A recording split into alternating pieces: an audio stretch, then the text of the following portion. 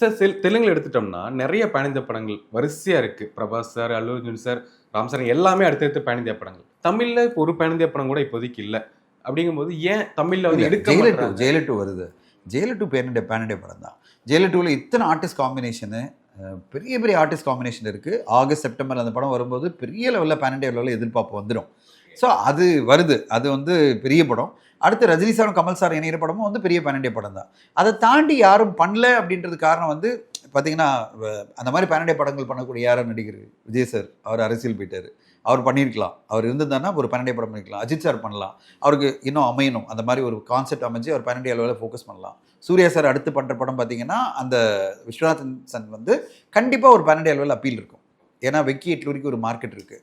So ஹிந்திலையும் இருக்குது, தெலுங்குலேயும் இருக்குது, and தமிழ்லையும் இருக்குது, கேரளா எல்லாமே இருக்குது. அப்போ அந்த படம் அமையலாம். பன்னெண்டே அளவில் ஒரு பெரிய சப்போர்ட்டாக வந்து மாறலாம்.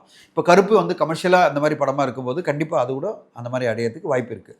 வெயிட் பண்ணி பார்க்கலாம். எல்லாத்தையும் நம்ம வந்து நடக்காதுன்னு நினைக்க வேணாம். பாசிட்டிவாக எதிர்பார்ப்போம். கொளத்தூர் பாபு கேட்டரிங் உயர்தர உணவு சேவையில் ஒரு புதிய உச்சம்.